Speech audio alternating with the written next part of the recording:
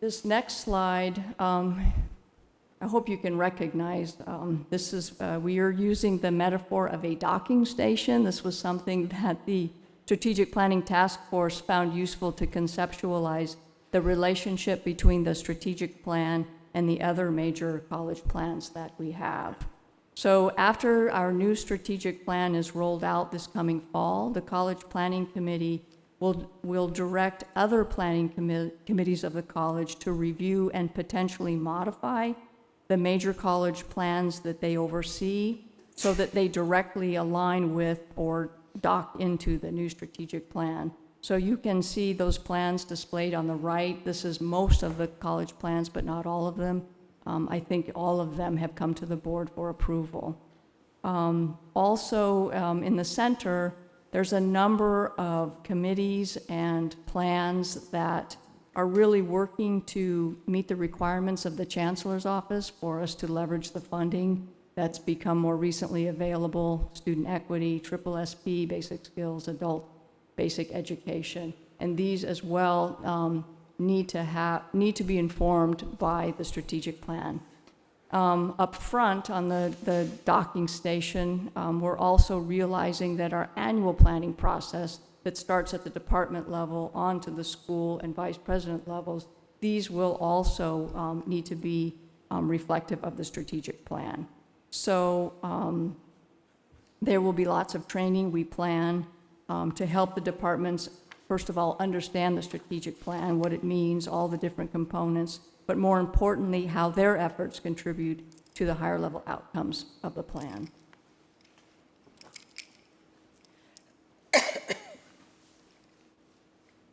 A strong sentiment of the Strategic Planning Task Force was that the value of this plan can only be measured by the extent to which it directs action and results in actual improvement in our student outcomes.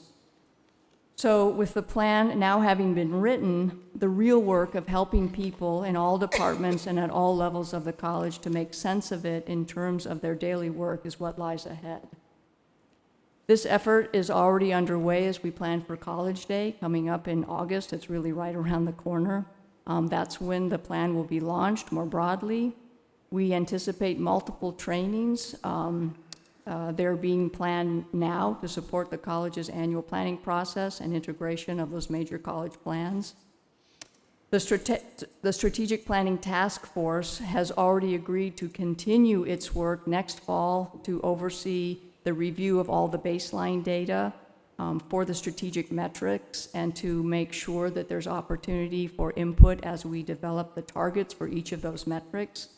And all of that will be brought to the College Planning Committee, and we've committed to have those completed by the end of next fall. The task force has also committed to leading the process for evaluating the plan each year based on the annual updates for the strategic metrics and sharing that with the College Planning Committee. And of course, the Board of Trustees plays a very important role in all of this in helping the college put plan into action. And that is really largely by holding the college accountable. And we welcome, as we've done in the past, requests from the Board of Trustees to provide you with updates on what we implement and also updates on the outcomes based on the metrics that we establish. So with that, conclude the presentation and open it up to any questions that you have. Just one quick one. Trustee, Trustee Baxter. Yes, Eva, I have one quick I hope it's a quick question.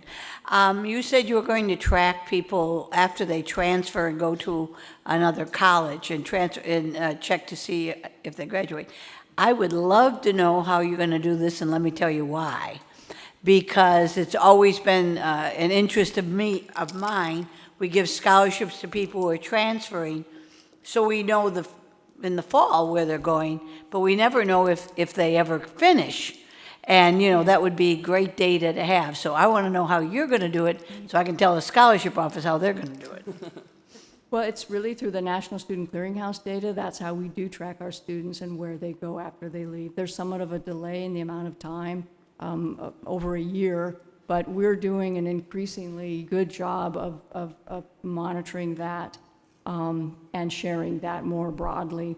Also, with the work of the Long Beach College Promise, there is work underway. I mean, we're tracking lots of things down to the level of, some of the work, the programmatic work that's happening, but there's also discussion about a shared data warehouse where we can do that and actually track at the student level from Long Beach Unified, from us to Long Beach State. So that would be completely new and really builds upon the years of work in developing that partnership. We're just continuing to take it to a new level.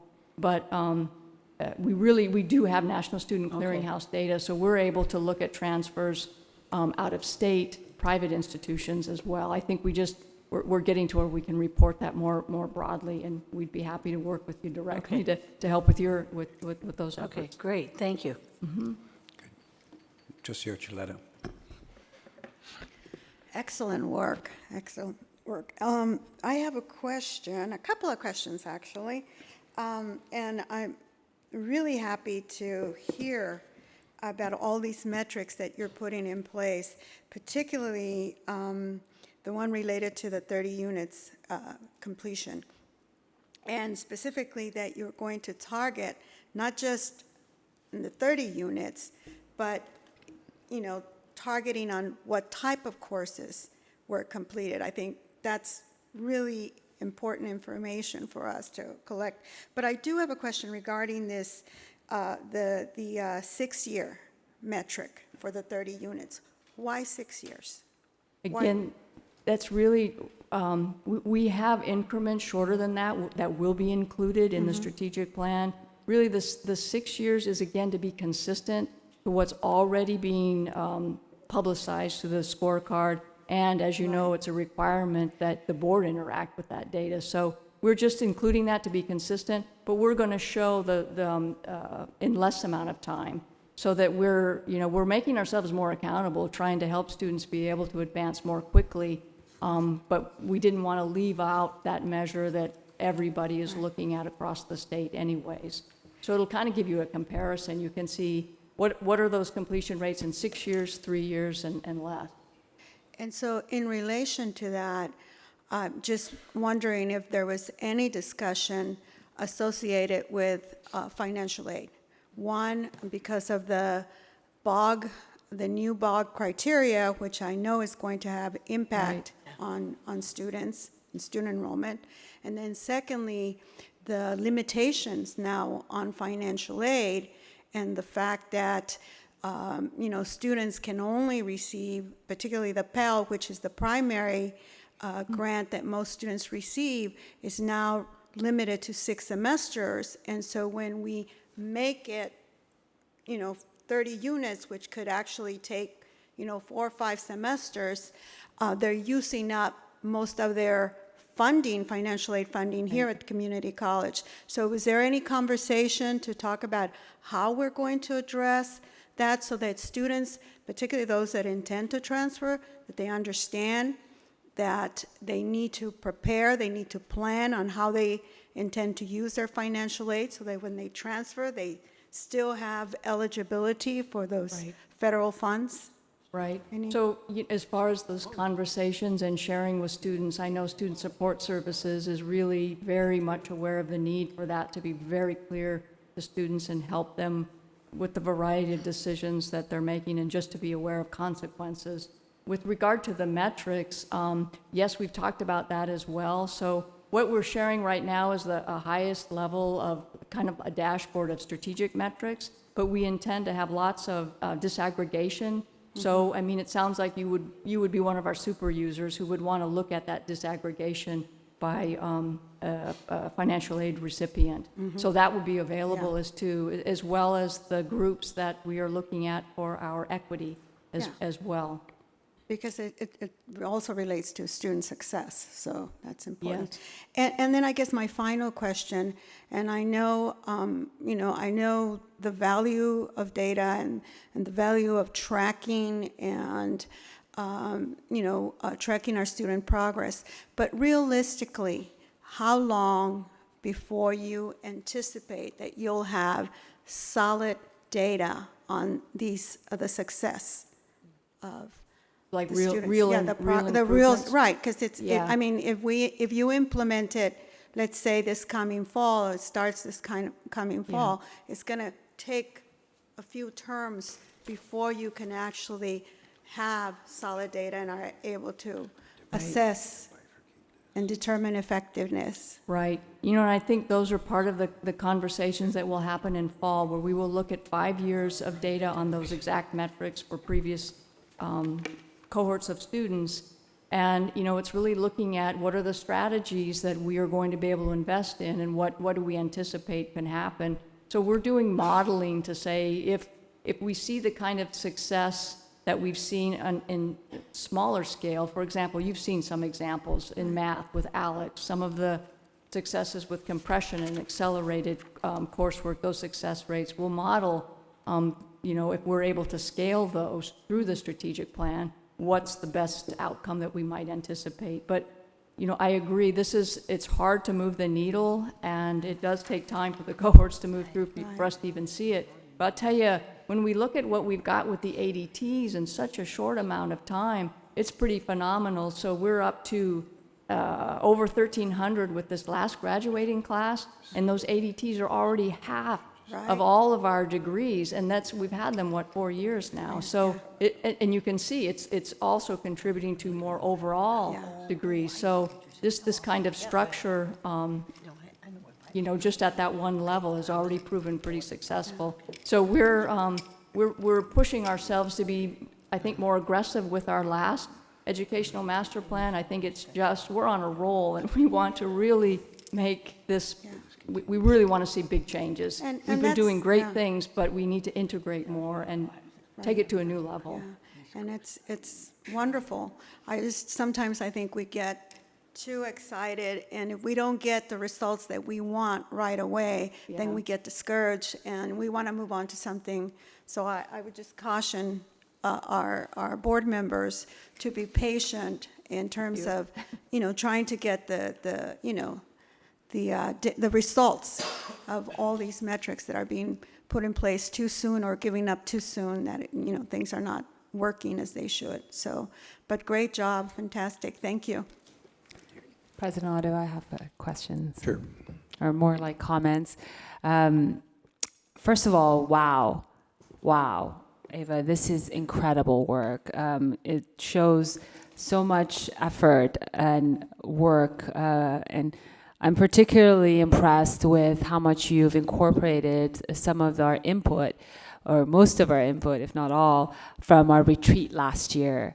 And it is very apparent from this report. I like what you and your team have produced as far as the values.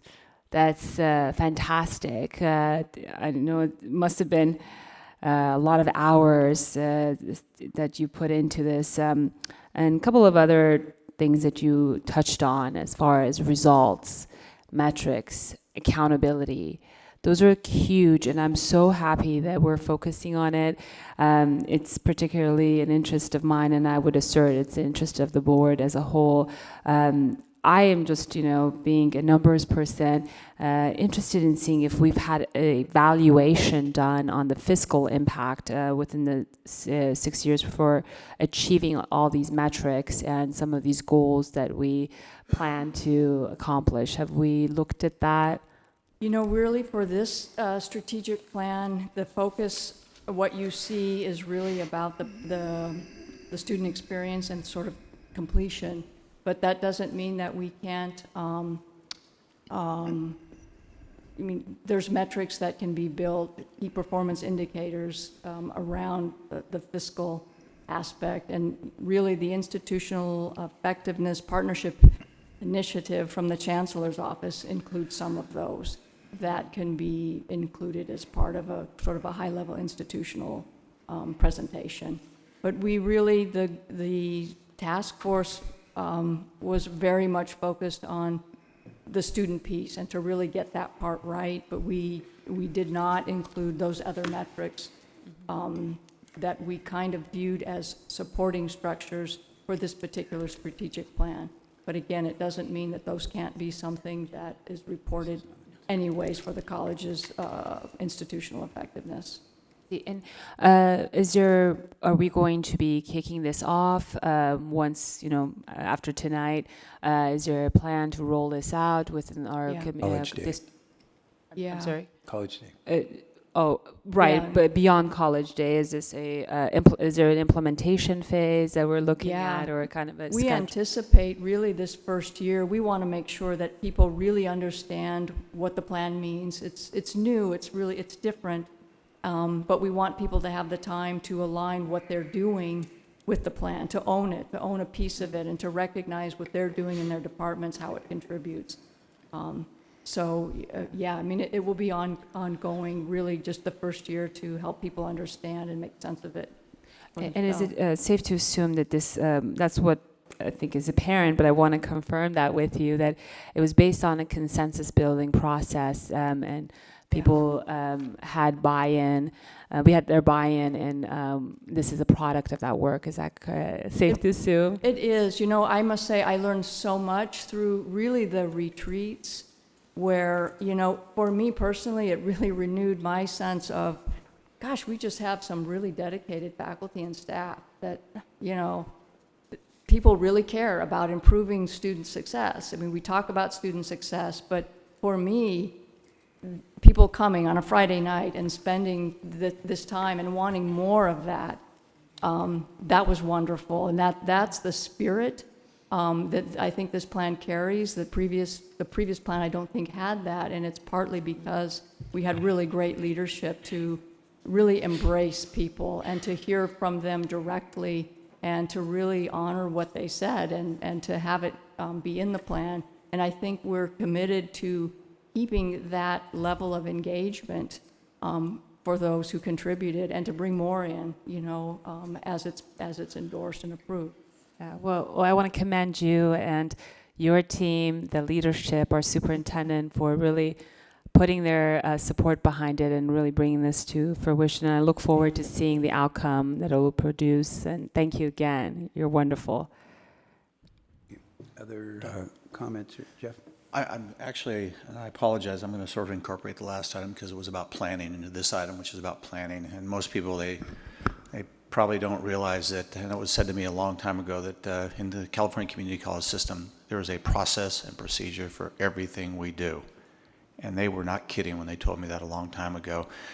This is another step in the way, and I love the fact you did with that docking station. I just think it's funny when we use terminology. If you had said docking station 10, 15 years ago, it would have been something they were watching, Star Trek. So it's the terminology changes. In the previous discussion, we had a thing called cybersecurity, where we're developing a curriculum. Same scenario. If you said that a long time ago, 10 years ago, probably people would not know about it. In the previous discussion, I'm going to come back to you with a question.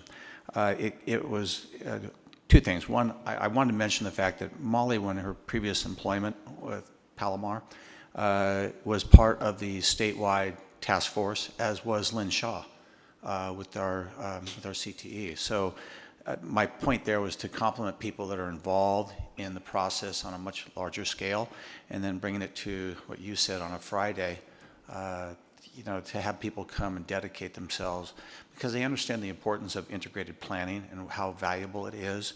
And it is how colleges function, and everything. It sometimes is overwhelming to people. Sometimes it can be very intimidating about how it all does work. And it eventually does work. And someone said about patience, if you don't have patience in higher education, you're going to be in trouble, because it is as slow, as Terry mentioned. It's a very slow process in many ways. And full circle. So in the previous one we talked about, we had at a time with the advisory committees for a lot of our CTE programs required by law. And years ago, there was a question from this board about being able to track that more effectively, because we were getting that people were having these meetings, advisory, but who was the membership? Were they actually tied into the actual industry? And what was their agenda items, and so on and so forth? And that eventually, it's agendized now, I think, annually, so we see what those meetings are, what their agendas are, what their outcomes, so on and so forth. so that happens. Now, on this one, you had with a lot of the goals, and I do appreciate the fact you had is simple, straightforward, by and large, not 10 pages of goals, and that eventually become, they're not accountable. So my question to you is in here, just like the previous one I talked about with the advisory committee of having accountability so we can see it. The toughest, when you have these listed, somebody, and usually when you hear it, when they say, well, this is what we need to do, and that's very easy to say. It's when you take the word we out and you put a title or a person in and they become accountable. So all these goals we have listed here, and we've had it in the past. So who is going to check, as was brought up, within an annual review? Who is the accountable person? And it does come all the way up to the Board of Trustees, but there is somebody that has to do the pick and shovel, the hard work, and we have those dedicated people. But the tracking of that for us, how is that being handled?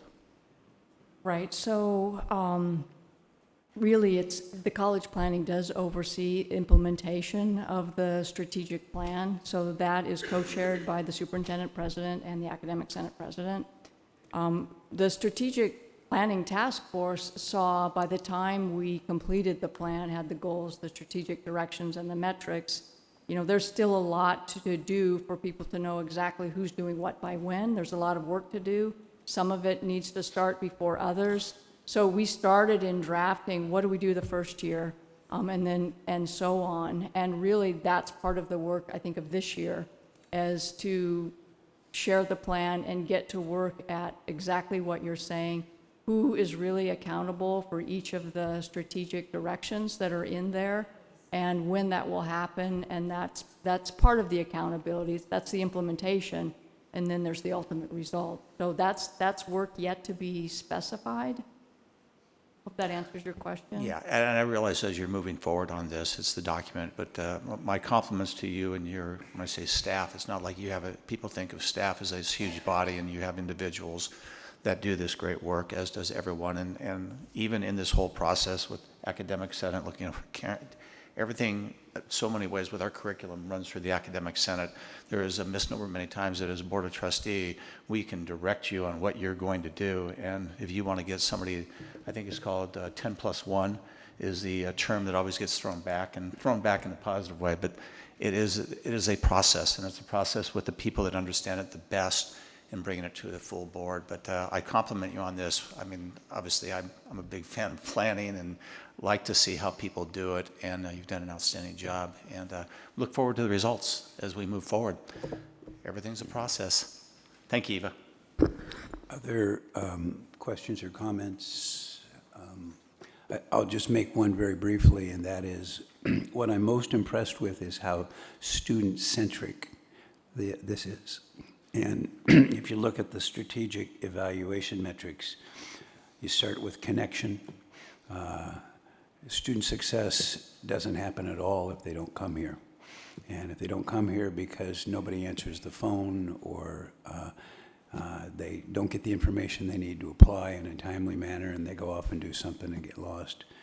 Entry, making sure that getting them in is important and on through the rest of them. And I'm particularly struck by the relationship of the design thinking component of the way we're now doing things.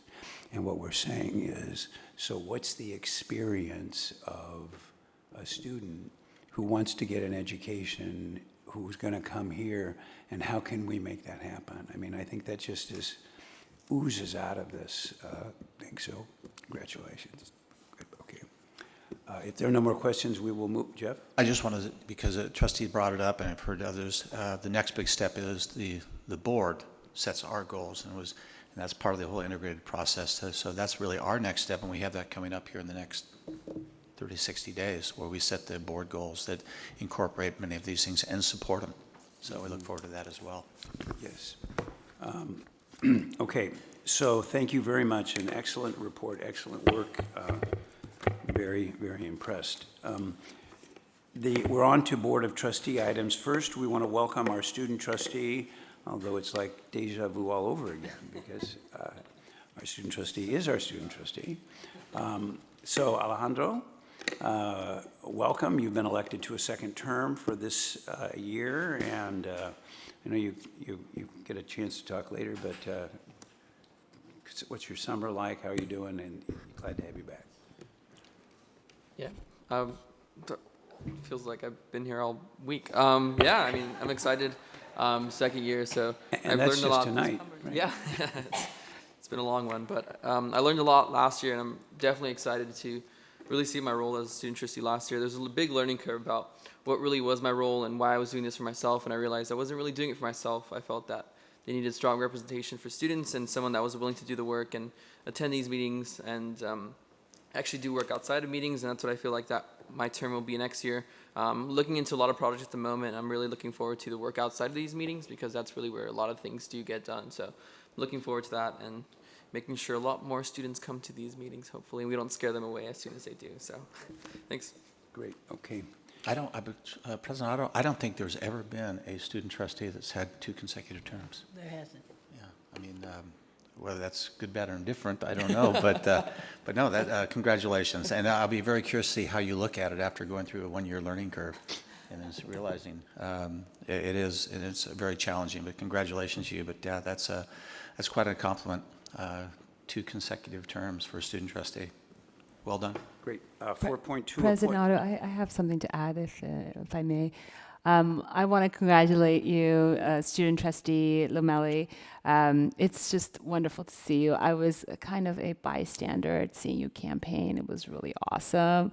And I was rooting for you, so I'm very proud of you. I'm proud of you for not reordering the agenda to go first, and you always stay through it towards the end unless you have a final.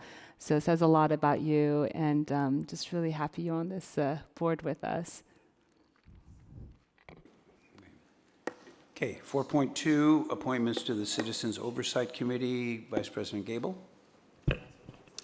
Yes, so 4.2, as the board is aware, just about every year we bring back appointments to the Citizens Oversight Committee. We have 3 positions that the terms have expired, and then one of them, Stella Ursua, her term has expired, but she has the ability to serve another term, and she has expressed interest to continue on.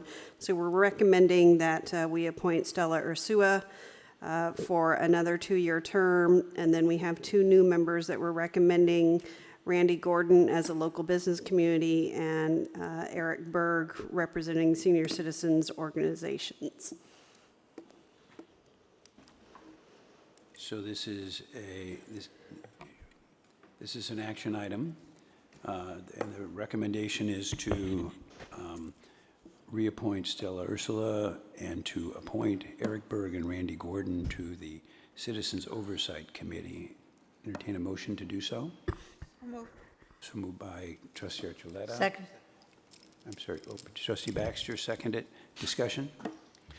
I have a question more on, I think members of the community also brought it up. I got a lot of emails on this. I had no idea this is coming to the board, expressing interest on the application process. So perhaps we can get an understanding of what is the process in broadcasting advertising to the community and getting a level of interest.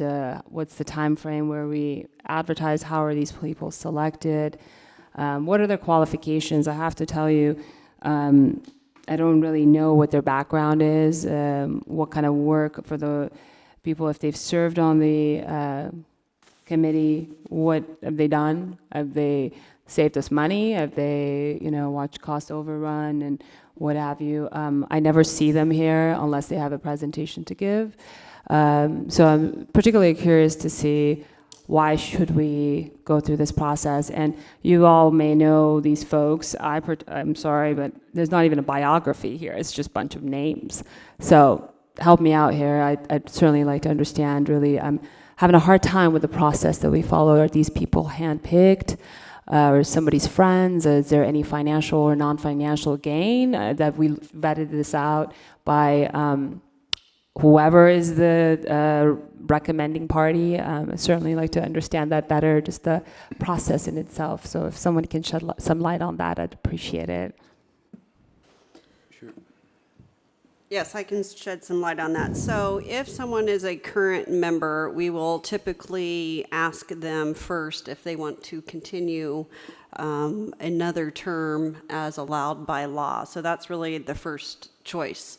For when we don't have anybody who is a current member, then what we do is working with the superintendent president and the other executive management team, we reach out to the areas that we need. So for instance, we needed a senior citizens organization. We reached out to members of the senior center to get recommendations for folks. And then the selection is made from there. Eric Berg is the president of the board of directors for a local 501c3 called the Heart of Ida. The Heart of Ida raises funds and helps out the senior citizens by going in and doing small retrofits to their homes, putting in grab bars, putting in, small ramps, that type of thing. He is also a vice president of a construction company, so he does have construction experience. Mr. Randy Gordon, representing the local business community, works for the Long Beach Chamber of Commerce. He's the president. Yes, he's the president of the Long Beach Chamber of Commerce. So it's really, we do not advertise in any newspaper. We never have advertised in any newspaper. And so